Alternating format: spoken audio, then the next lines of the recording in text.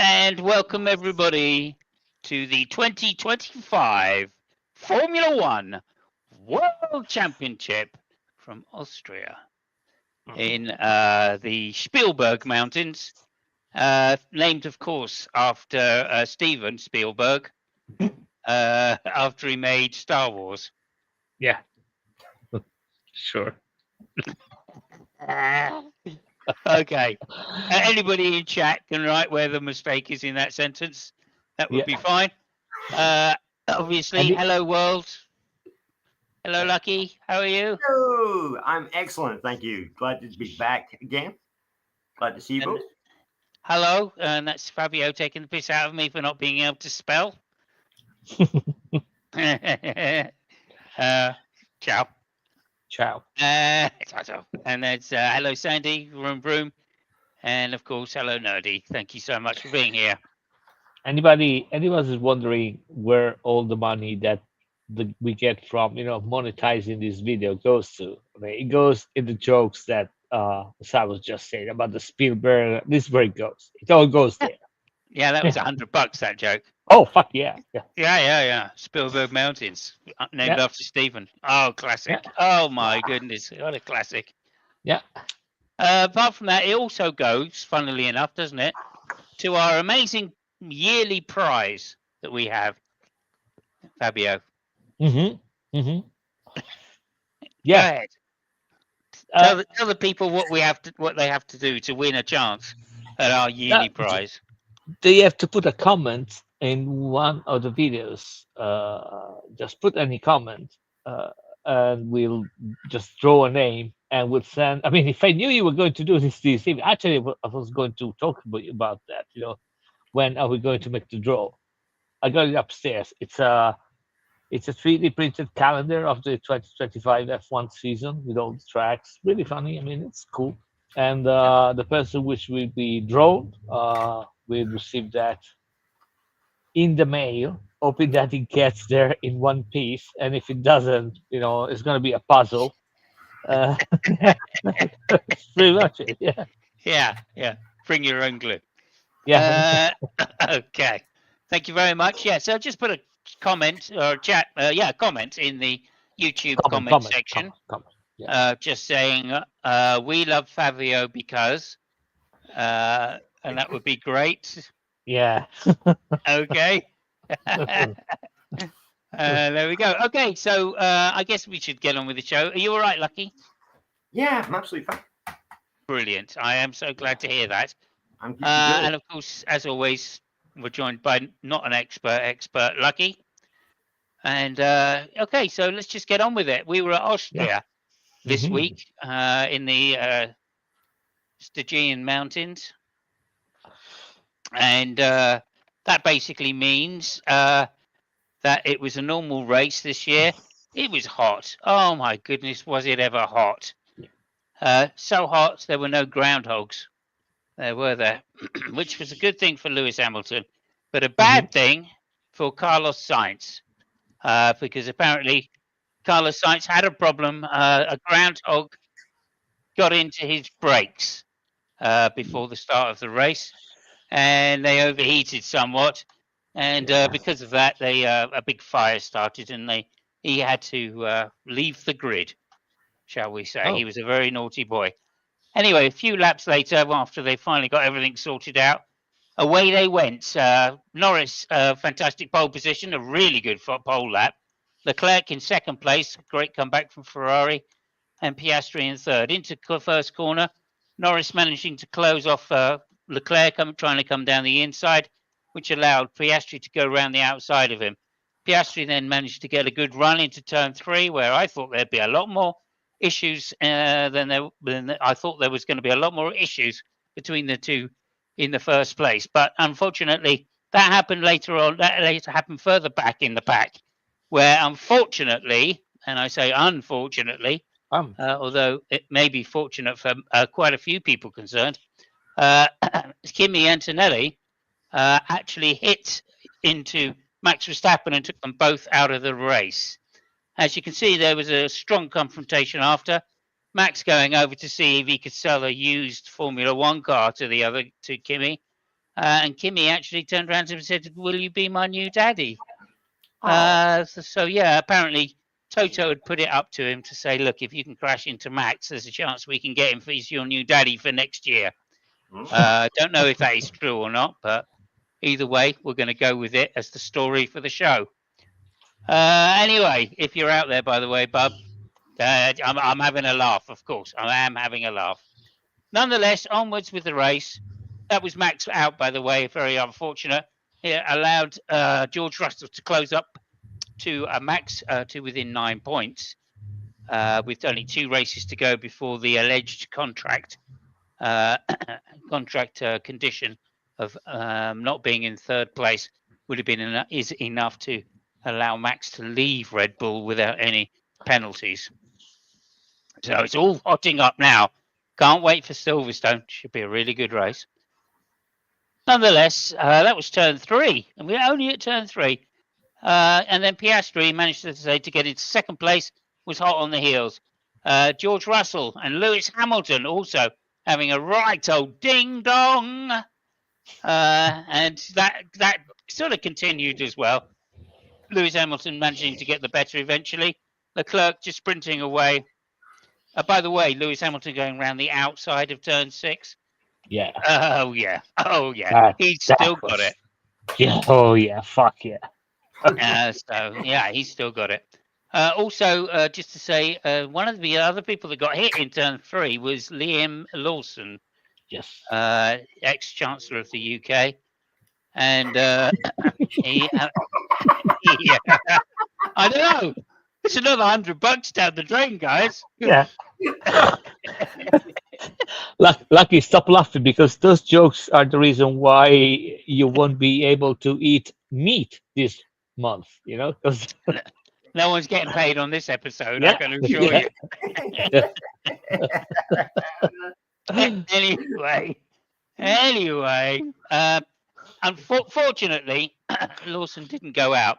But also, I would just say this, that you design your own smell. Design your own smell. The Formula That's right. One way with Ralph Lauren Oh, and fuck. Polo. Brought to you by Norris, Lando the Norris. Oh. Okay, moving on with the show. It was a ding-dong battle between Piastri and Norris. Hold For on, the am I in whole the of right the place first here? stint. Am I in the right show at the moment, or am I in the wrong show? What the fuck is going on? No, nobody is actually. Nobody is, but yeah. Let's It see was where a it goes. ding-dong battle for the whole of the first stint between Norris and Piastri. Piastri getting ahead once in the after the first DRS. Unfortunately, or fortunately, depending on who you support, Norris then got him back down the next DRS and led him away, presumably with Piastri's tyres, front tyres wearing. There was one brief moment where Piastri, down into turn 4, locked his brakes, almost crashed into the back of Norris. A familiar story we're beginning to see and pattern that happens at McLaren. But Piastri's a great driver and he managed to avoid it. So Norris went on and sailed his way, to, despite making a few mistakes, to the win. Piastri coming home in second place.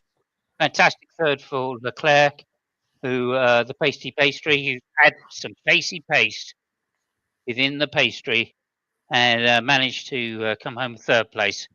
A very clean and professional race by him, with Lewis Hamilton bringing up the Ferrari rear, and then George Russell, I believe, in fifth place. A great result for Russell, of course, because that, as I say, takes him to within 9 points of Max Verstappen's third place.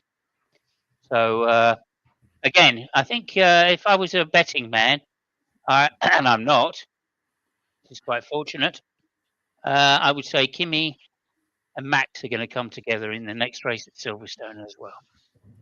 I don't know. Maybe Toto's had a word, said we don't care about what you do, just take you out and let Russell get the points. Anyway, we'll see what happens.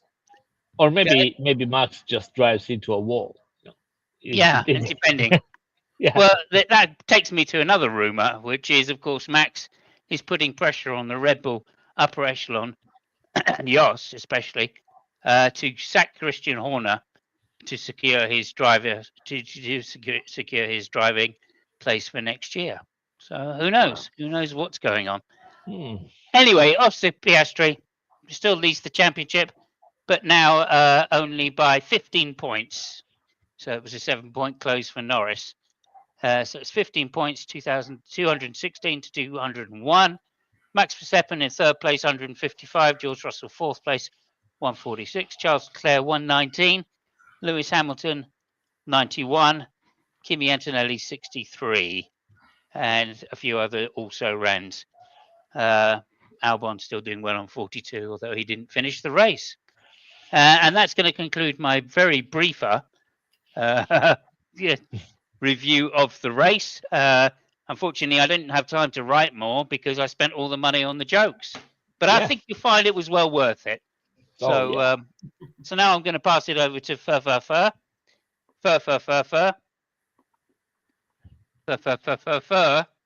Fabio. Okay. Yeah. Yeah. I mean, I was afraid I was going to fall asleep because it's Austria, so it's a 1 minute per lap circuit. So I wasn't really expecting too much. And actually, I mean, the race was quite nice. The first 20 laps, and at the end of it, uh, in the middle, basically, what happened was that in McLaren they decided not to risk anything after Piastri uh, made a shot at Norris, trying to overtake him, and was a little bit too close to comfort. So they decided, okay, how can we separate those guys without, too many issues? Well, it's very simple. You make a 3.2 and 3.47 pit stop. That puts in separation. That puts enough separation. I mean, at the end, Piastri was actually gaining and found a lot of, back markers, and including a fantastic fight between Alonso and Colapinto, which was, I mean, was bloody amazing. I mean, Alonso was really, really good. But yeah, other than that, Bortoletto. Don't you mean what? Bortoletto? Gabriele Bortoletto, wasn't Yeah, yeah. What did I say? it? Colapinto. Oh, yeah, yeah. No, Bortoletto. Sorry, my bad. With Bortoletto, the who yeah, actually is being managed by Alonso. So that was yeah, quite interesting. Bortoletto on the Binotta race car. So yeah, and yeah, I mean, what else? Will Ferrari put a new floor? It seemed to work, even if, I mean, I'm not really super stoked because that circuit is really kind of an anomaly circuit. I mean, I'll wait to Silverstone to see if that floor really works. Doesn't tell too much. I mean, that track. But it was good to see. But Ferrari was a second. I mean, it was the best of the normal cars. You know, by normal I mean McLaren.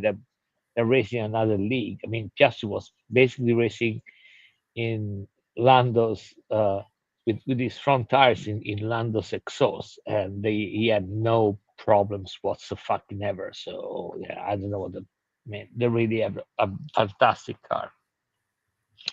But yeah, I mean, Ferrari were the best of the normals, and yeah, the championship is over basically. Well, it's over. It's over for Verstappen. It's going to be a fight between Norris and Piastri, which is good because historically McLaren has never been super good at managing uh, two people fighting in the same team. So it should be interesting. It also should be interesting because people like Max and and Leclerc, Hamilton, Russell, Antonelli. I mean, they have literally nothing to lose. So I mean, they can do whatever the fuck they want, try to I mean they're actually racing each single race as a single race. So yeah, I mean all in all it was way more interesting than I thought it was going to be. Yep. Okay. Thank you Yeah. so much. And now over to you, Lucky. Lucky, how did you find the race in Austria? Yeah. Any comments? Well, it was a bit of a one-sided affair, wasn't it? But of course, we're going to start with my man, Isaac Hijack is whatever his name is, Hajar. Yeah. It wasn't such a good weekend. Probably the worst he's had apart from Australia. 13th qualifying, 12th in the race. And this week he wasn't, for a change, the best of the rest in the Red Bull camp. Lawson was the man. A surprise showing from Lawson this weekend. 6th qualifying, 6th in the race. What brought this about, do you think, guys? Oh, well, I mean, the Red Bull have fucking lost their shit completely, and it's somebody rolled the dice, I think, back in the thing, and I don't know. Yeah. Hadjar was really struggling for some reason.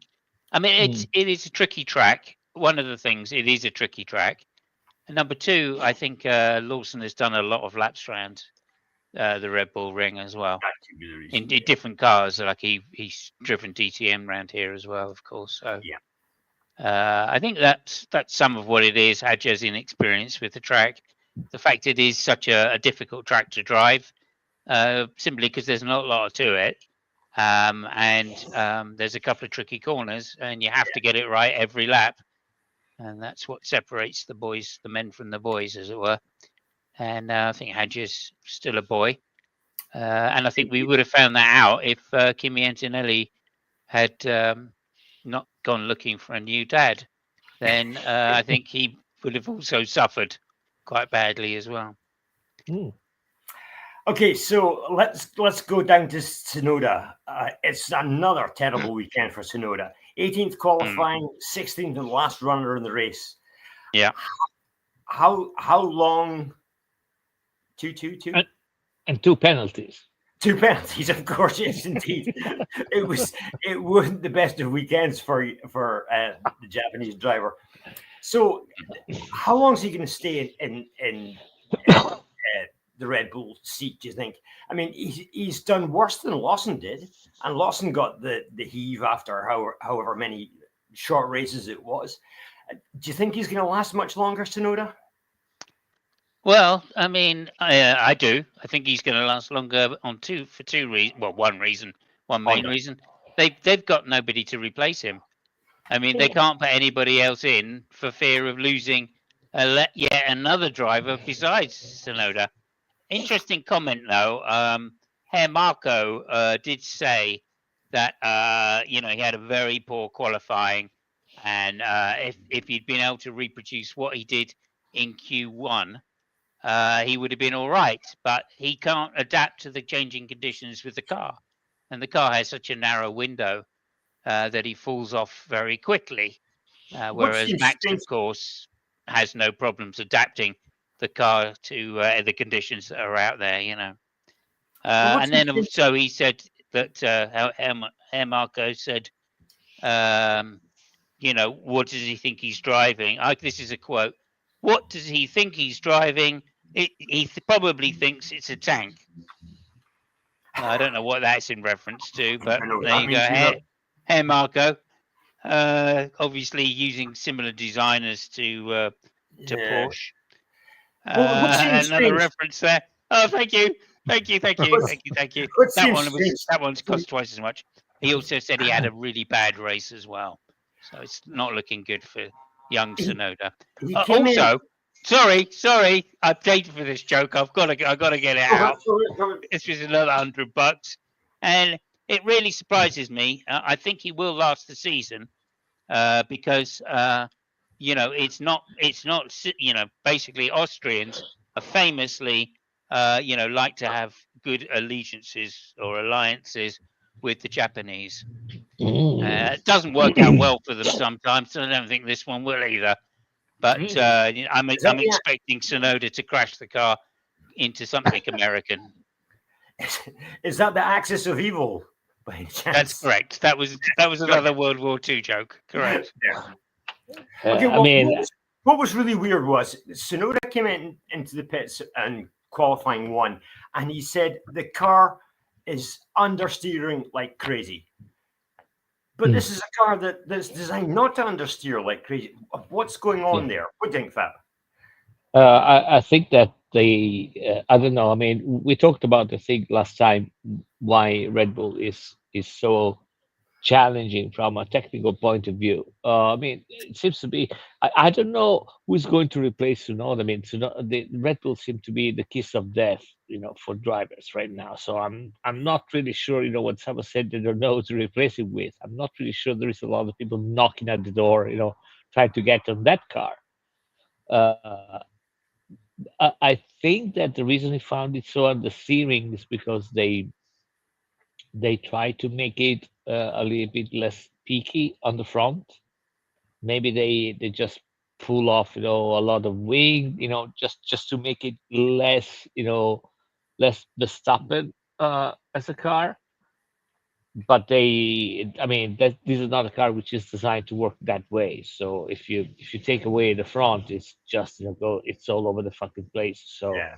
I think they try to adapt the car to Tsunoda, but that car, really works in a very narrow, specific way. I think it works really well if it's driven the way it's meant to be. So yeah. Okay. Well, what else have we got? Okay, so moving on from them, how about some records? How's some records from this race? That was the 240th Mercedes engine pole position. By the way, it was the 240th. 240th pole Nice, position for nice. Mercedes engine. Yeah, 310th British pole position. Fantastic. Absolutely. It was the 630th podium for Ferrari. Wow. Miles out ahead of everybody. And it was, believe it or not, the 320th win for a British driver. Not an Italian driver, but for a British driver. Wow. Way out ahead of everybody. 320th. There we go. And one final stat. Where the fuck you came from? I mean, one final stat that we want Mike Crack to present, I think. And Mike Crack says Lance Stroll is still a twat. And Good. speaking of Lance Stroll, more rumours of late about the future of young Mr. Stroll at Aston Martin. Some silly season rumours include him being sacked and replaced by the Milky Bar kid, George Russell, for next year. So, silly season. Are you telling me that in Aston Martin they're going to replace the best F1 Canadian driver with Yes. George Russell? Oh, Yes. Starting driver. Yeah. Wow. Even the best Canadian isn't good enough, apparently. Wow. Starting driver. Okay. Okay, so this race actually promised much. We had Ferrari and McLaren locking out the first two rows, and it looked like it might be a good race between the two. But unfortunately, we watched the Red Bulls fuck off down the road and win the race by 20 odd seconds to the next car. Bit of excitement at turn 3, and now at one point I must have had like 300 sim race replays on my computer from the Red Bull, and I can guarantee that nearly every one of those races included a move like Kimi Antonelli did. That was a serious rookie mistake, and he just completely missed the breaking point because he was watching other cars. He's a new boy. He'll learn. I love the fact that he did what he did. I love it. I absolutely love the fact that he did what he did. I love it. Yeah. I mean, he lost it. He tried to overtake a couple of people. I mean, Jesus. I mean, the guy is 18 years old, right? I mean, he's supposed to do stupid shit and go against everybody. I loved it. I'm way more disappointed when he behaves, very mature the way he does, because I want to see some serious shenanigans from that guy. It's fucking 18. It should be. I mean, it should have his car on fire, and I mean literally on fire. You know. When you watch the onboard of the incident, you can see that the moment he realizes that he's about to collect the car in front of him because he's still going far too fast, and he dives across to the right hand side to avoid the back of that car, and then goes smacking into Verstappen. It was fun to watch for sure. I think that he braked the way you're supposed to be braking after 4 or 5 laps. Yeah, I think he had his the cars were a little bit cold. He locked his rear tire. I mean, he managed to avoid a lot of people, by the way. So kudos to the guy. I mean, if it was Stroll, it would have, Yeah. it would have bamboozled off the grid, right? So he managed to drive Yeah. around a bit. Like I said, he the only cars he hit were Red Bull cars. yeah, He hit Lawson and he hit Verstappen. but it's Lawson because managed of to the. carry on, so I blame the paint job because they're so flashy, so it's target fixation. You just see them and Yeah. just crashing. So, target fixation, all right. That's what I yeah, reckon. yeah. So Okay. anyway, I love that. What Yeah, they no, do, I didn't think it was. Like I've seen a lot of drivers do that, right? And what happens, especially at the first lap, is people brake early because they don't want to. They're unsure, right? Other people are unsure, Mm. and so everybody's braking early, and all it takes is one person to brake especially early, and all the Yeah. cars behind have got a problem, and the problem condenses or gets worse as you go further back through the braking, because the first person reacts quickly and brakes as hard as they can. The next person reacts as quickly and brakes as hard as they can, and before you know it, you've lost 5 meters braking into the corner, and Oh yeah. that one car at the back, right, just has even less room and less time to react. Well, they have the same amount of time to react, but of course, if they have to get out of the way of the car, and this is what you can see on the video, he slams his foot on the brake and then realizes that he's too late because the Yeah. cars in front have started braking early. And so he then takes his foot off the brake in order to try and Yeah. avoid that crash. But that means he can't then brake for the corner. And that normally what people would do is just put it into a spin sideways and take, as you say, do the Stroll Yeah. thing, take half the field out. Or But he I- didn't. as it happened in the F2 race, I think the Saturday before, you end up with 3 cars, and one of them is over the other. As Yeah, it happened. that's So right. yeah, I mean, that was So that that was a brilliant piece of driving, if you ask me. Yeah, a brilliant piece of avoiding a major crash just in Yeah, order to have yeah. a minor crash. Yeah. I guess. And bearing in mind, I think that's the same corner that Rossi almost got killed on. Oh yeah. Oh fuck yeah. Yeah, he That almost is the got same killed. corner as well by Yeah. someone doing exactly the same thing on bikes. Yeah. Well, Similar. it was. Similar. Well, no, I mean, Rossi accident happened. The problem happened way before, and there was but it happened basically. Now there is a straight, but there was a corner before in the straight, and so somebody lost the bike, which kept running, and made most of the track, and it just crossed the Right. corner. But Yeah. anyway, the corner was the same. Same We corner. almost Anyway, killed there you go. So there we are. Let's So see what's going on. nominations for driver of the day. I'm going with Leclerc, Lawson, and Bortoleto. What do you think out of those three? And by the way, at turn one, Leclerc had a serious slide coming out of that first corner that he did well to hang on to. And he got his head down and he did what Leclerc does, put in the laps. So anyway, Okay. that's my three, I guess. So what's your driver of the day? Sorry, I missed it. Okay, the three I got confused. I'm nominating are Leclerc, Okay. Bortoleto, and Lawson. Right. Well, okay. I don't know what Yeah, to make of that thing because none of my three. No, I'm going with Bortoleto. Bortoleto. He got points, Interesting. deserved it. Yeah. Yeah, I'm going with that. And he was taking on Fernando Alonso, and if you're taking on Fernando Alonso, you're showing some balls. Yeah. Or you don't know what the fuck Fernando Alonso is. But yeah. Yeah, okay. No, I'm going for Norris. Fair I enough. think he drove a brilliant rear guard action. The thing I really liked about it was that because the Piastri was pushing hard, they said to Piastri, "Look, you can drop back a little bit, and then we'll do it on stops. We'll do strategy on stops, or you can just keep pushing if you want." Well, And they, do, they did tell him. he said, "I'm going to go. I'm pushing. I'm pushing." And so Piastri was pushing Norris all the way through that first stint, and pretty much through the whole of the race, even down to the last stint.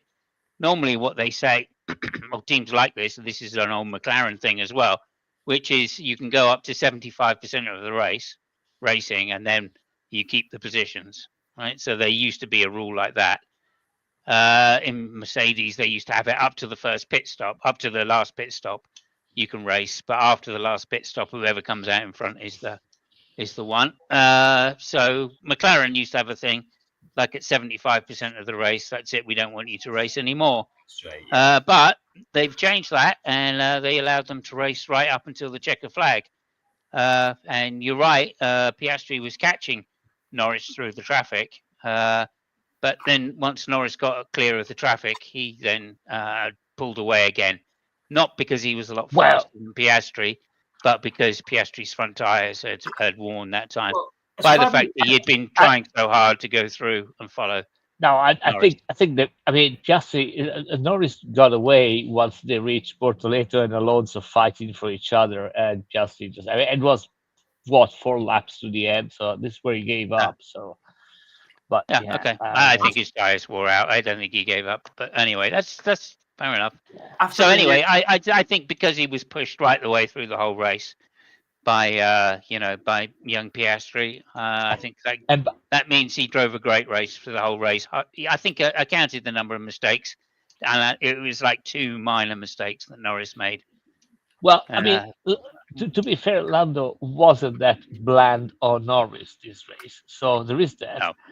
But there is also the fact that once Piastri started gaining up on him, last 20 laps, he started whinging a lot. So tell me where I got to go for. So yeah. So we got a new viewer, Jack Stevens. Welcome to you. That was a good race for McLaren and Norris as well, presumably. That gives me and Norris. Had that one from FP2. Yeah, I mean, Norris was great all weekend, I have to say as well. He was fast. Norris is fast when he's on his day, that's for sure. He's a natural driver. And like I said, he had a lot of pressure from behind. So, yeah, I think that's good. No homo. No homo, but just a lot of pressure. And he didn't succumb to it. Right? He managed to squeeze himself into the lead. So that was very impressive. OG Gaming Channel, thank you, Andy. Andy, good to see you. Thank you. He's a fellow motorcyclist. Hello, Andy. Good to see you. And and I say welcome to you, Jack. Really nice to see you here, mate. Thank you very much. And good. So over to you. What do you want to say? Yeah, there was a reading message from Piastri's engineer after the near collision at turn 5, telling Piastri that was just a bit marginable, and to just cool it down a little bit. Now, I'm not sure if that happened after the pit stop or before the pit stop, because it was after. Okay. Yeah. Because you know how the short radio message may be a couple of laps late, but yeah, they did tell him to calm down, which he seemed to take on board, because after that it wasn't quite just as frantic as it had been. Yeah, that was an interesting moment, wasn't it, Fabio? Yeah, that was. Yeah, I mean, like we both thought, oh my God, they've told Piastri to calm down because he was being reckless. I wonder how he's going to take that. And both of us thought, right, that's just going to piss him off. Yeah. But in fact, he didn't. He never got close to Norris again. Well, I think he was planning his race because of the fact that they took so much time at the pit stop. It lost. When he got back, it was I think 7 seconds instead of the 4 that he should have been going behind him. So I think that Piastri was planning to do what he did, take it a little bit easy and try to attack in the last Yeah. laps. Yeah. But yeah, I couldn't get it. But anyway, He, yeah, he didn't it have was the good. tyres. Yeah. To- There talking wasn't about really much of an overlap. He was offered. He said you can come in straight away if you want and try and undercut, or you can take a 4 second delta and have some tyres. But it turns out yeah, it was only 2 laps worth of tyres anyway. So well, yeah, and okay, no, he obviously, I think that was the key mistake that Piastri made, if he made a mistake. well, this is what they told him, but I think that the reason he said he wanted the Delta was that he knew that they were going to call Norris before him. Usually, No, they had this already is called Norris in. yeah. So yeah, okay. So once he Yeah. saw that Norris was in, I said, you know what, I'm trying to change my strategy a little bit, and I want to have a little bit more Delta. So, but I Yeah. mean, I it's wonder if no, they. I mean, I wonder if they told him that Norris had a 3.2 second stop. Because I guess if he'd known that, he would have come straight in. I don't know. I mean, I wasn't listening to the radio at that moment. Me But neither. talking about radio messages, it was really funny what they told Leclerc before the start, and they keep telling him, and they told him before the race start. Yeah. They told him, remember to lift and coast Uh, before the race was even starting. yeah. Yeah. Yeah. Yeah. Which that is going to put you in a fantastic mood for a race. Absolutely. Yeah. Which makes this bit even further.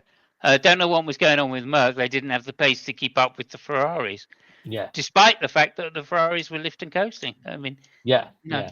Yeah. I think that they live well. Usually they lift and coast for.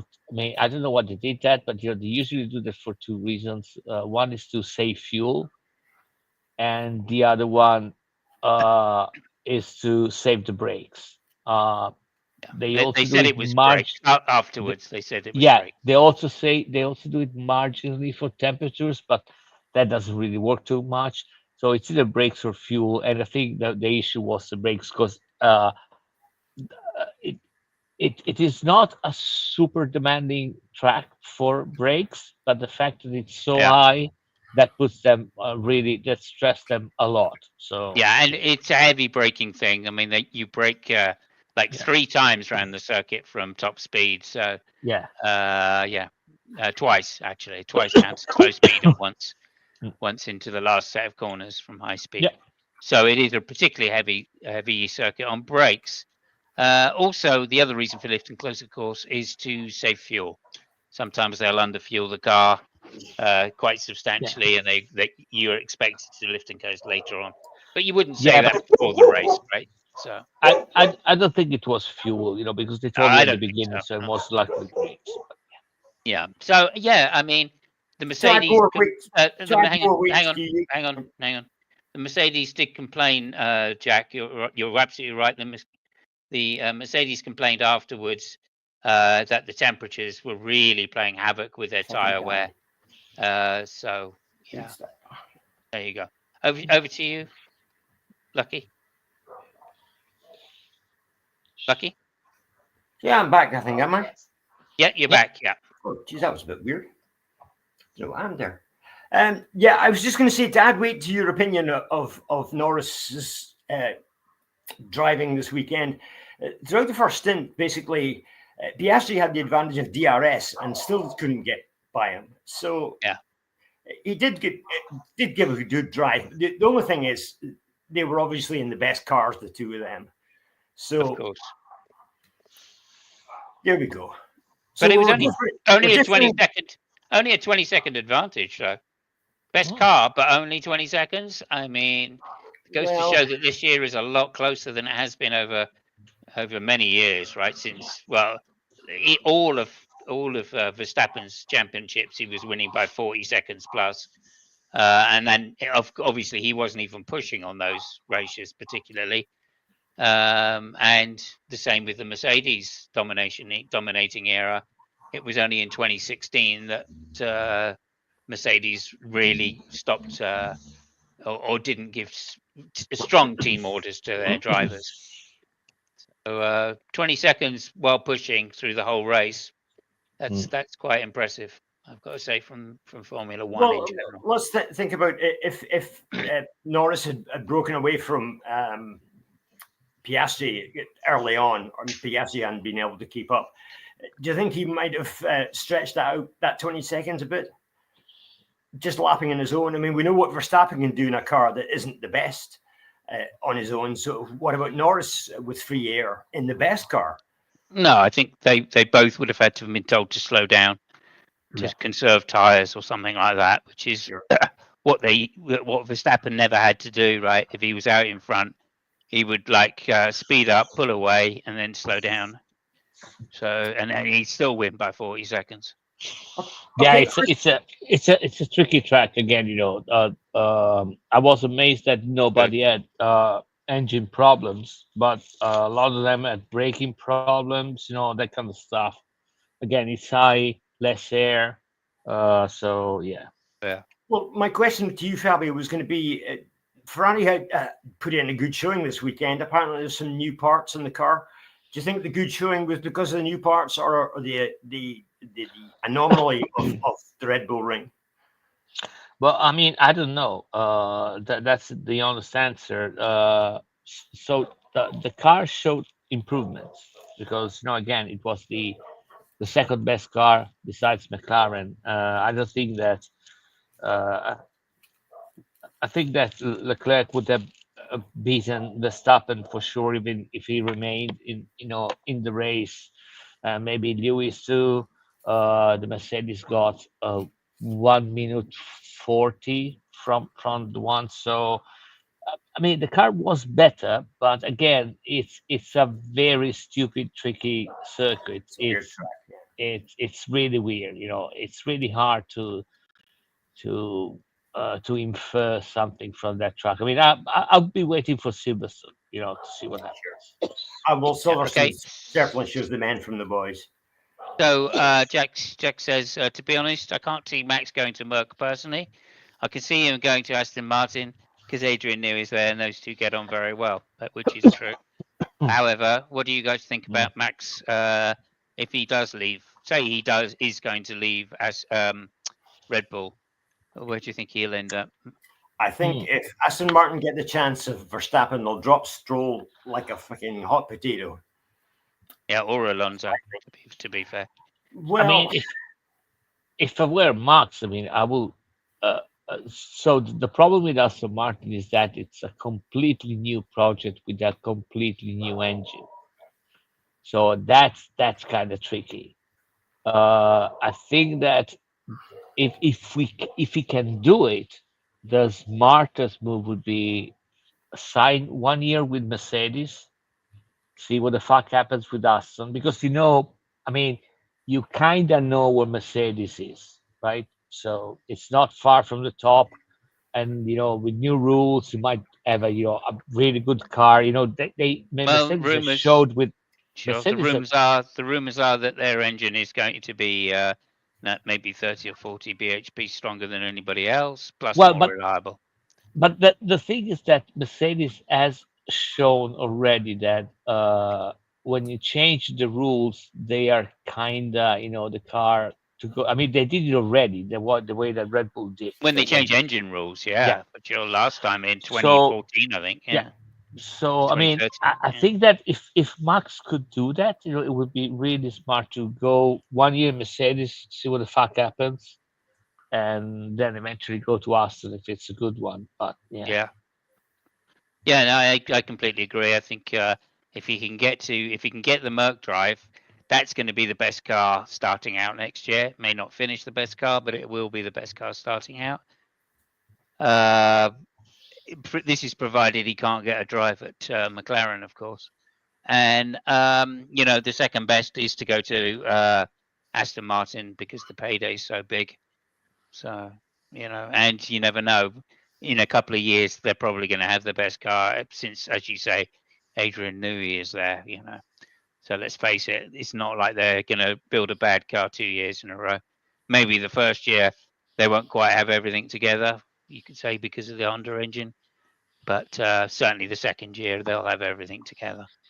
And also, there's been new rumours as well at Aston Martin about their wind tunnel. Adrian Newey has been criticizing their wind tunnel, saying that the correlation between the wind tunnel data and the on-track data is just not there. It's not good enough. So they're going to have to spend another year probably sorting out the correlation issues before they can even get to use their wind tunnel properly. Wow. And he's very disappointed with this. He's been very scathing about Aston Martin. So yeah, Yeah. It's the wrong There kind you of air. Is it the wrong kind of air they've got in their tunnel? no, it's just their CFD tools don't work properly. Well, that's So they can't use I any mean- of the data that comes out of the wind tunnel get them because on their TV. CFD doesn't tell them what to do. You know. It's a weird statement because without, I mean, right now F1 they can't test cars, right? So the only way that you can tell that there is a bad correlation is if you test the car in the wind tunnel and then you test the car on the track and see if there is no Yeah. correlation. So you're probably saying that for the current car. That seems a bit weird. So it might Yeah. have some basis, That's but I right. mean, it's again, it's Right. a weird statement. It's really weird Yeah, because yeah, usually, it certainly Yeah. is. But I don't disagree that it isn't a weird statement. But like if he's saying it, there's got to be something behind it, right? Which Yeah, is, it's- and if he says it's holding back his progress for developing the new car, and he can't give you any predictions about how the new car will run because the wind tunnel results are inconclusive, you know. So yeah, Yeah. yeah. We'll see. We'll Sandbagging see. a bit there. It's We'll see. yeah. I mean, yeah. I mean, I've respect for the guy, but it really sounds like, yeah. Listen, I'm already putting my hands, in front, just so. I mean, if I make a piece of shit, I really. I mean, I can say It's not like Adrian. Come on. well, yeah, but He's supremely confident in his own yeah. abilities. He's just saying, "Look, well, anyway, whatever he's saying, Well, we'll see. that We'll see. seems to be the situation. That there are some problems, and if that is the case, and he said that, then Max is heard that obviously because he talks to Adrian, and so therefore Max is more likely to end up at Mercedes on that basis. That Adrian's saying there next year's car is a bit, I don't know yet, Listen, the only problem with that statement is that if Mr. Stroll takes it uh, uh, at his value point, he's gonna make a new wind tunnel in about a year, and then next year he won't have that excuse. So it's better deliver. Yeah. So that is the only problem I can see. As I say, it's like the way Adrian was explaining it's a correlation problem. So like they need to reprogram the CFD tools to take account of how the wind tunnel is really acting, or the results that the wind tunnel is giving them. Because that correlation they've done it on the old car, an old car as well. And Adrian's put an old car in and gone, we know how this works on track. Why are we not getting the same results in the wind tunnel that we would Usually- expect? Right? And if so, can we change it with CFD? No, we can't, because we can't even reprogram the CFD right Yeah, now but usually to the give us problem is that accurate results. Go so ahead. usually with correlation problems in the wind tunnel means that the wind tunnel has some flow that might be happening at certain speed or for certain things, whatever. It might not be general, but it is flowed. So in order to solve the correlation, you have to change the wind tunnel. So this is what Ferrari, for example, did. They had major issue again, correlation data between wind tunnel and what happened on the track, and they Yeah. made a new wind tunnel. It took them I think Yeah, a I year and see. a half, 2 years. But I mean, this is the way to go. There is no way around it. Right. So yeah. I Well, can't see it'll be then. fun. This is a brand new wind tunnel. It's developed in the era of ground downforce underneath undercar ground downforce, right? And that was the problem with all the old wind tunnels, is that nobody had been doing that kind of downforce for a long time, and there's a big problem with them because trying to get the wind or the air to flow under the model properly is a real nightmare, as you're saying, right? the only way to do that, and it turned out that Mercedes had the same problem. Hence Do you know? their porpoising. The only way they changed it was to change the material on the floor. Do you know if it's a rolling floor wind tunnel? Yeah. The one they use. Yeah. It Yeah, is. it's It's got to be a brand rolling new, floor. state of the art. Yeah. And as I say, Mercedes only cured it by changing the material that they used on the roller. They had to use a completely different material. You know? We'll see. I mean, we'll see. We'll see what So, happens. I don't know. yeah, we'll see. So anyway, thank you for the question, Jack. That led to 10 minutes of where we don't have to listen to the myth. But now we do. Now we do. How we So, do. is it a quiz? Is it a myth? Is it a quiz? Is it a myth? Is it a myth or a quiz? We don't know, but we're going to find out very shortly because Lucky's got something special for us. Time of the year. Over to you, Lucky. Okay, well, none of the special part. So we're going to start with a question. Going back 20 years, as we've talked about before, it's the 75th. Sorry, I'm anniversary sorry. I'm sorry. I have to interrupt you. I've got one last thing to say, and I'm doing this deliberately, timing wise, to piss Fabio off. But did you know this is McLaren's first win at Austria since 2001, where a very special driver won, David Coulthard. Yeah, I know. Okay, Is over that- to you, so- Lucky. I Sorry. think he took out Mika Hakkinen at the first corner, didn't he? Yeah, something Yeah. like that. He did what I didn't know he did. Because it's David fucking Coulter. You know what the fuck you said. Okay. Yeah, that was Right, back to the really quiz. nice.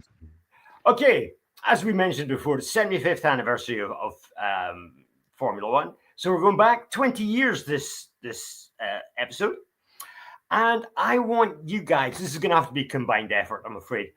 I want you to name me the teams that competed, the 10 teams that competed in the 2005 season. Now, I'll give you a clue to start off with. Okay, 5 of the teams that were in the 2005 season are still in Formula One, and 5 of them aren't. So that'll help you with 5 at least. So 10 teams competed in the 2005. Should we do the 5 Okay, listen, before we begin, Simon. Yeah. I mean, do you agree if we just share the points? Because this is Yes. going to be a fuck. Yeah. Okay. So I yeah. do yeah. straight away.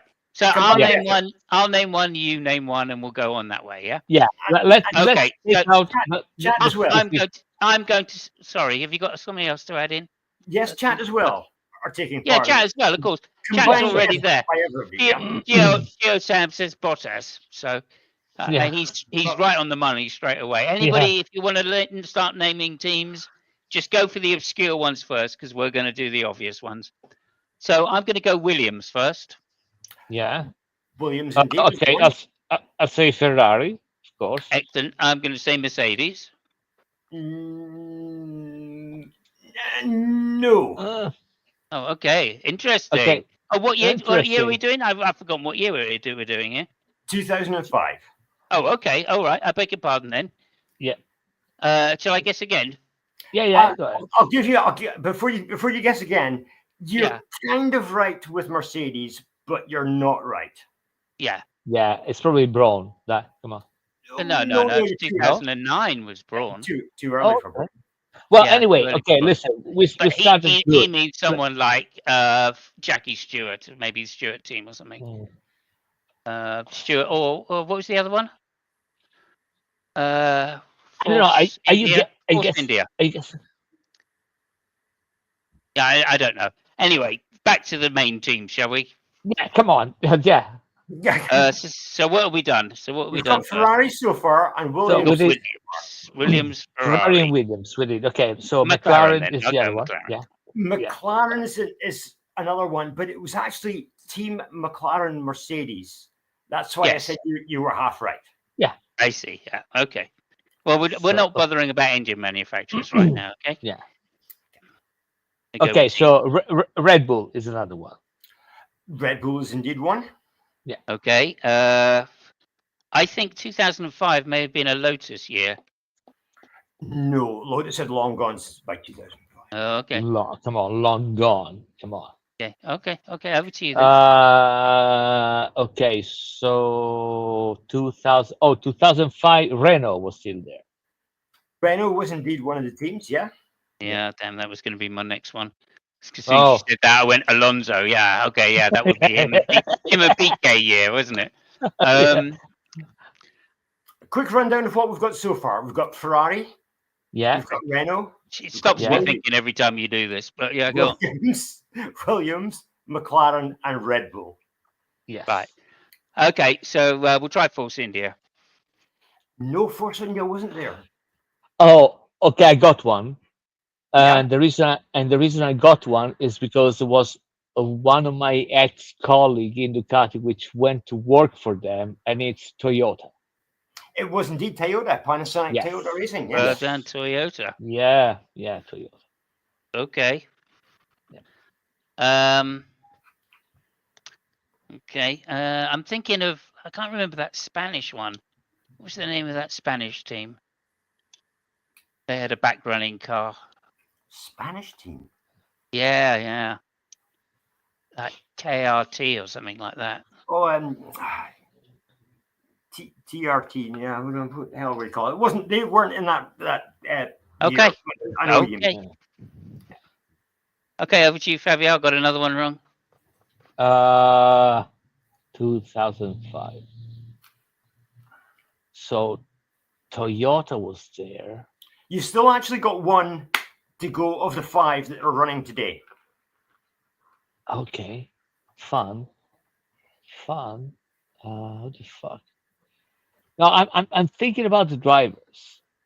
So I'm pretty sure that Button was racing, and I'm trying to remember who the fuck it was. So it wasn't Braun because it was later on, and Yeah. I think before he raced for the what was it, a bar.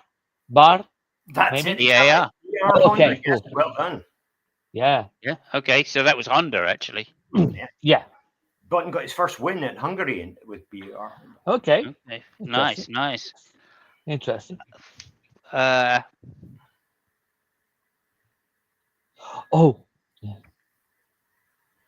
Okay. He's got another one. Go for it, because No. I want you, so because he said there is still another one, racing now, which was Yeah. there, Yeah. and I think it's Sauber. You got it. That's the one. Oh, that was good. Yeah. That was the one I was going to go for next. Oh shit! Come on, and that's why That's I all didn't right. want to say that because I That's want all right. you That's to go. okay. That's okay. Yeah. So now we're on to old team. How many have we got? 3, You've got them all but 6, 7, two. 8. We got 2 more to go. Yeah. Two more. 2 more. Yeah. So what was the name of the team that Force India became? Racing Point or something, was it? No, Force India became Racing Point, I think. Yeah. No, That's literally before what I it just was. said. What the fuck was before? Was it Jordan? You got another one. Well done. Oh, okay. Okay, that's great. Yeah. You've And- won set. And I'll give you a clue. This was a perennial back marker in Formula One for many, many years. They were probably the hardest trying team. Well, more than Jordan. Okay, interesting. Yeah. They Again, were it's on the tip of my tongue. But So so is that team still racing now with another name? it has changed its name, yes. most of the teams have. So a team which is racing now, Its which used owner, to its be most another famous, team. its most famous owner was a guy called Paul Stoddart, who was Australian. That tells me absolutely fucking nothing.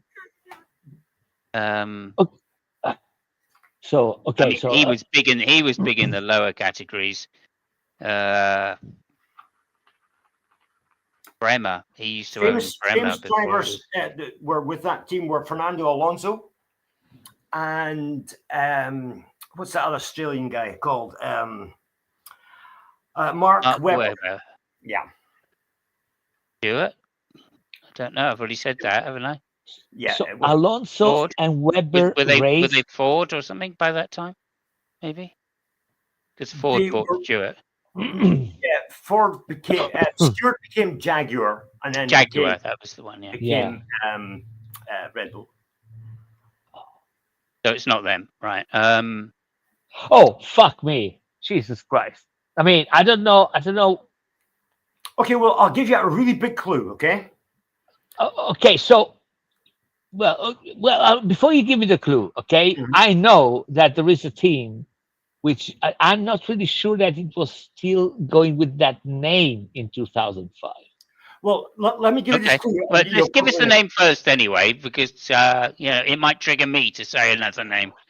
Okay, so the only team I can think of, that we haven't said, which is racing now, that used to be another team that might have been racing in 205. Yeah. What is the Toro Rosso, which was Minardi, but I don't know if it was Minardi. Yes, it was indeed. Fuck. Okay, cool. Yeah. Well done. So the last of the team. I was a way to give you a clue by saying, remember the 2005 American Grand Prix starting grid? Yeah, right. That was Ferrari. That would have worked. Yes. Yeah. That would have worked. Yeah. Oh, wow. Probably. If I'd recognized that, yeah. So well done. You got them all. I think, to be honest with you, I think Fabio deserves a point. No, for that no. We decided to split the points. So I know, but you ended up getting all of the difficult ones. Listen, fuck, I don't care. We split the points. Okay. You're all right. both He wants to be He wants to be Sterling Moss today. Yes. Okay. Gotcha. So it's joint smart arse of the day. Formula One Yeah. smart arse of the day for both. Yeah. Well done to Sterling Moss. That's all my heartfelt thanks from me, David Coulthard. Yeah. I'm okay. I'm thinking about taking back my points. Okay. I'll be a good sport. That was really good. Should we move on to the myth anyway? The myth. Okay, we have a surprise myth presenter this week, and that's going to be Fabio. So, in 1987, you will remember that Ferrari had a new chief designer who went by the name of John Barnard. Yeah. Now, I've heard some rumors that when John Barnard joined Ferrari, he upset a lot of the mechanics. He did, yes. By changing their launch schedule. Yeah. True or not? Is it a wine thing? Well, you tell me. You're the Ferrari man. I mean, I just want to know because, I mean, to be fair, Barnard pissed off a lot of people when he got there for a lot of reasons. So I'm just trying to. Well, that's what I'm referring to. They had a sort of leisurely lunchtime at the Ferrari factory until John Barnard got there, and he kind of put an end to that. What's the actual story, Fab? Tell us. Well, I mean, as far as I remember, so the thing wasn't in the factory. The thing was on the track, and I think that he prohibited, wine at lunch for the mechanics, which, I mean, it didn't really bode really well with all the people. But yeah, I mean, it tried to put a new mentality, and I think it started with a very wrong foot. Yeah. But I mean, this is the story. I'm not really sure if that happened, or if it was just something that he said and never happened. I don't really know, but it was kind of indicative of the kind of attitude that he wanted to give, to Ferrari at the time. Yeah.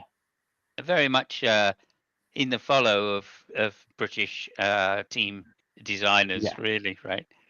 There was John Barnard the one that refused to move from the UK. Yeah. I mean, John Barnard basically had a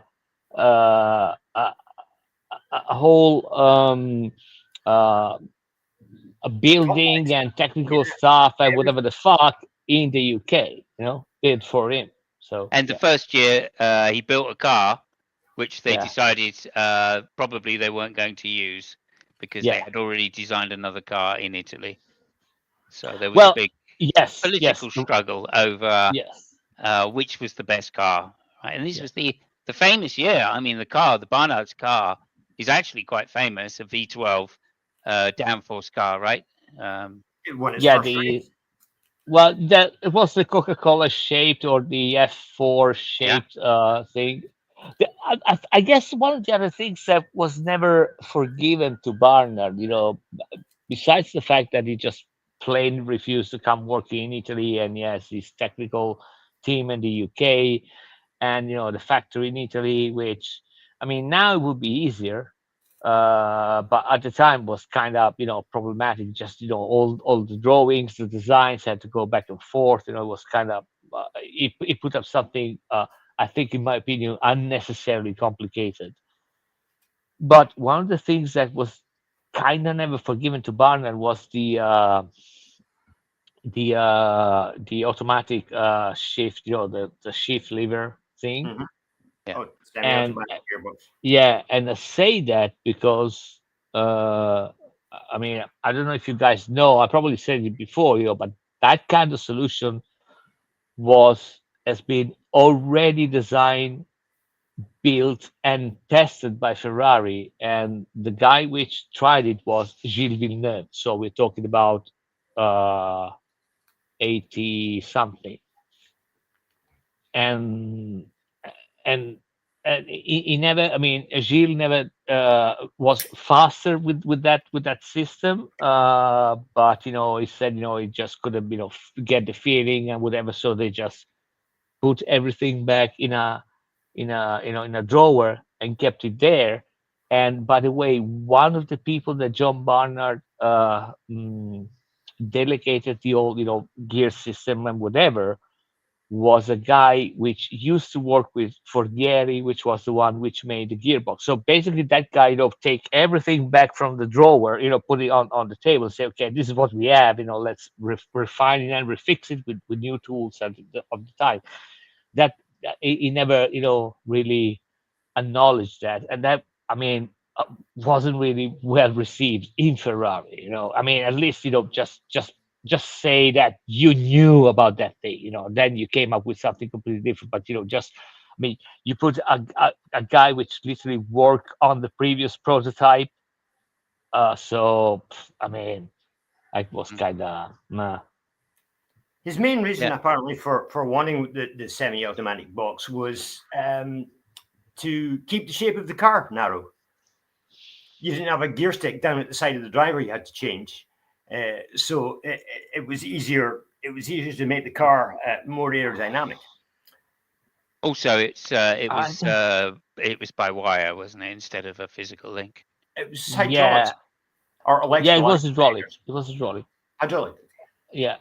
I mean, I don't think that the aerodynamic thing, was really a factor. I mean, I would be surprised. I Well, mean, these designers, they do like it to look good, don't they? yeah, but no. And it So really did. That car looks stunning. oh I've yeah, got to no, the say, car looks good. when you look back at it, you just go, Yeah, "Oh yeah, that is a yeah, good-looking yeah, Ferrari." Yeah, yeah. yeah. I But mean, yeah, Adrian there you Newey go. was making cars with a shift, and I mean, they were not Yeah, wide. I mean, actually, that was a major complaint of people, like Ivan Capelli in the Leeton House, and even in Williams, it was cramped.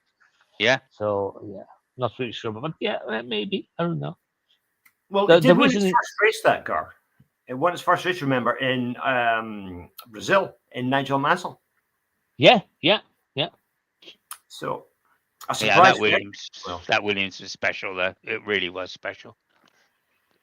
No, the Yeah. Ferrari said it was Oh, the with Ferrari. right, Big yeah, yeah, pardon. it Yeah. was. It, Sorry. Yeah. No, you're right. But everybody at Ferrari thought it was going to break, and even Nigel Mansell had booked an early flight home, but it just kept going, and he beat the field by a substantial amount, I believe. hmm yeah. yeah, So Now, here's another question for you, Fab. Was it Stephanie? Excuse me. What?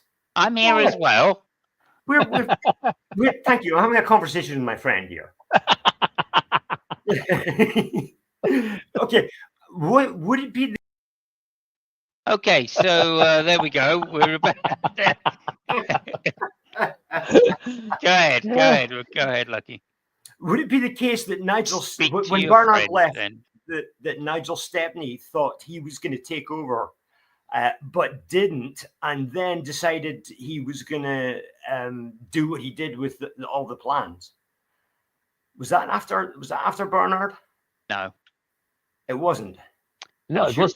Stepney was a few years later. Yeah. Was it? Stepney happened when it was 2 years after Schumacher got to Ferrari.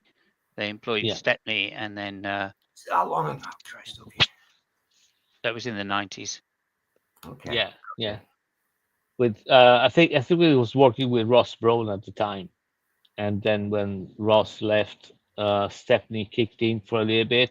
If I'm not I think wrong. he was at McLaren or something.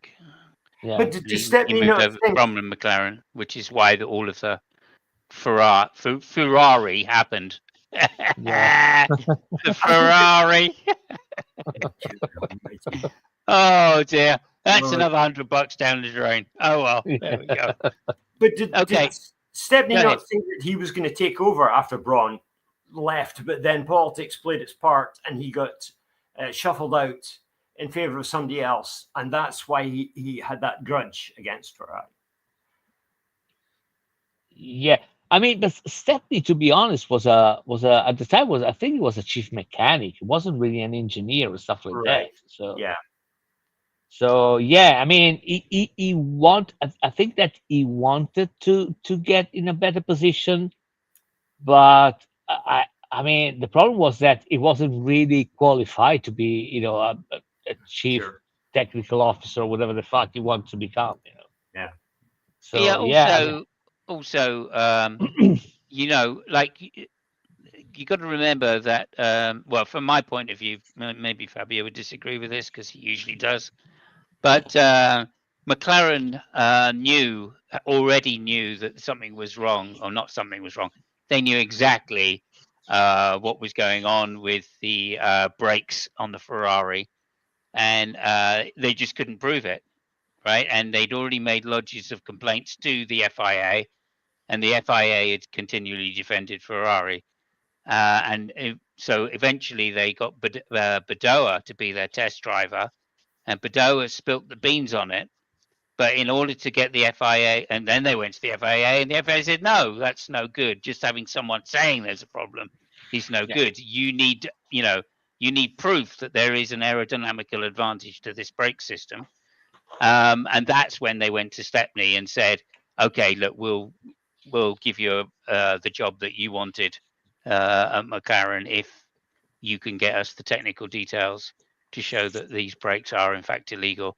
And of course they did. And Stepney being there's a reason why he was never promoted at McLaren in the first place, because he's a fucking imbecile and his wife is no better. So as a result, McLaren did in fact go to the FIA and said, look, here you go, we've got the details. And they tried to blame it on Badoa, but that didn't work out because Stepney got caught. Did Fernando Alonso not say something stupid that kind of gave the game away as well? I think don't Alonso, know. when he was in McLaren, he said, "Oh, listen, so the sentence, did Fernando Alonso say something stupid? I mean, I love you, man, but that can apply to basically everything. So, well, I think both drivers were both him and Hamilton were very, shall we say, closed-mouthed on the subject because they realised the significance. Yeah. But of course, Alonso had a grudge, and I think he was saying things which were not the subtlest to imply certain things, like maybe it's not Badoa. And I think he was trying to defend Badoa because he realised it was, they were trying to pin it on Badoa as to how they managed to get these plans because they didn't want Ferrari didn't. They didn't want Ferrari to know that it was Stepney because they'd promised Stepney a lot. So yeah.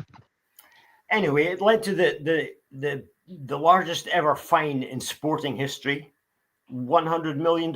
Is that right? I'm not sure it's the largest. No, I'm not sure it's the largest. I think mean, it was. America, maybe at the time, yeah, but America, like they find their football teams a lot of money if they fuck up. So. Yeah, but it was a lot. Oh yeah, 100 million. Yeah. But I mean, worse than that. Yeah. You know, they made Ron Dennis leave the sport. Yeah. I mean, Yeah. and Ron Dennis was up to that point the most successful team manager there had ever been in Formula One. Yeah. He was thrown out of They the basically told him to please, that's the door. You just fuck off Yeah. and die over there. You can have your company and Yeah. your job, or you can Yeah. not have your job and you can still keep your company in the Yeah. game. Yeah. So I mean, what about? And he'd only just paid for the the new premises, right? So they Yeah, were already yeah. massively in debt, and they were going to finance that by building the F1 McLaren. But the F1 McLaren turned out to cost so much money because BMW wouldn't give them the engine. So they had to build their own engine, which then cost another fucking ton. Yeah. So there was no way they were going to make money on the F1s, which is why they eventually did a deal with BMW to put BMWs in the back of the F1. So there was loads of knock-on consequences. Yeah. Oh absolutely. yeah. And Bedoya, Bedoya was the one that told Ron Dennis that there was in fact something to be looked at here. That in fact there was an aerodynamic advantage and Ferrari were cheating, inverted commas cheating. There was another man that we need to remember in the whole saga, and that was the manager down at Pontypridd. Oh, I mean, okay. So, do you want to know a nice segue to all this thing? I think at the time, president in Ferrari was Montezemolo, if I'm not wrong. And now Montezemolo is working for McLaren. Oh dear. Well, I mean, when I say now, I mean Ron Dennis isn't. Yeah. I mean, to be fair, it's not working for the racing department in McLaren. I mean, Luca Cordeiro Montezemolo has been a very successful person, from the Lauda years, and then he became, president of Ferrari, whatever, So yeah, I mean, it was the guy. I mean, it was basically the guy which brought Jean Todt and Ross Brown in Ferrari. I mean, and Michael Schumacher, of course. So I mean, it was really a Ferrari man. So now he's working for McLaren something. He's got a second-hand McLaren dealership in just outside Woking, I think. No, is that a different Luca Montezemolo? Is it? Oh, yeah, okay. Yeah. It's a different one. The one I'm talking about is actually sitting in Woking. I think he has his office, a big one. Right. Yeah. Fair enough. Okay, thank you very much indeed. Yeah. My mistake. There's two Luca Montezemolos just outside Woking, so you never know. So anyway, soon enough we'll have the draw of the person winning the prize, and I think we said after Silverstone, so we've got one more race to go. Yeah. We said it in the summer break. In fact, there might be two races to go. Yeah, I mean we can do after Silverstone. Fuck it. Yeah, but the prize again will be delivered via mail. So somebody will have to give somebody a physical address, or they can get it by hand if they decide to come in vacation in Tuscany. I will reach you in Tuscany because fuck me if I'm gonna give you my address to this bunch of people listening to that. So if you want to have a vacation in Tuscany, I mean I will deliver by hand. Or if the person winning is living close to the Isle of Man, I can give it personally at the end of August. Or in September if they go to Misano to see the MotoGP races. So yeah, we've got options. So right. Are you going to see the TT? I'm going to see the Manx GP. It's not the TT. It's the Oh, okay. MotoGP. Okay. Yeah. I From know. the 22nd, I think, to 25th, I'll be on the Isle of Man. 18 the bike. Very good. Well, maybe Uh, you can. Maybe you could stop by, and I'll sign the thingy on your way through. I don't know if you're going to go to this part of the world. If you do, let me know. if you, I mean, you got, I mean, the closest I'm gonna get to you guys would be Dublin. Oh, are you flying? You're flying straight to Dublin, are you, from Italy? Yeah, I'm going Pisa, Dublin, and then Oh, I'm Dublin, sorry. I'm Douglas. unlucky. Yeah. Unlucky. Yeah. Yeah. Okay. Never mind. Yeah. Yeah. Fuck Okay. you. Fair enough. We'll see. We'll see. Yeah. There's no way I'm flying to the Isle of Man. So fuck that. Fuck that. Land of the moustaches. Yeah. The Okay. Here we go. Mansell land. Yeah. Indeed. Okay. There was Thank you very actually much. Oh. Yeah. Go ahead. no, there was actually an option. One of the things I could have done, but I'm not going to stay there. Enough days. I could apply to be a race marshal, but I won't because I'm just going to stay a few days. But I was really tempted because I just want to know. Okay, if I am a race marshal and Nigel Mansell is driving an ambulance for the race, I might just try to find what the fuck is stationed with the ambulance. I mean, that would have been too much. I mean, too much effort for me. Indeed. Well, either way, we're all very jealous, of course, and I know when Bub watches this back, he will say the same thing, which is you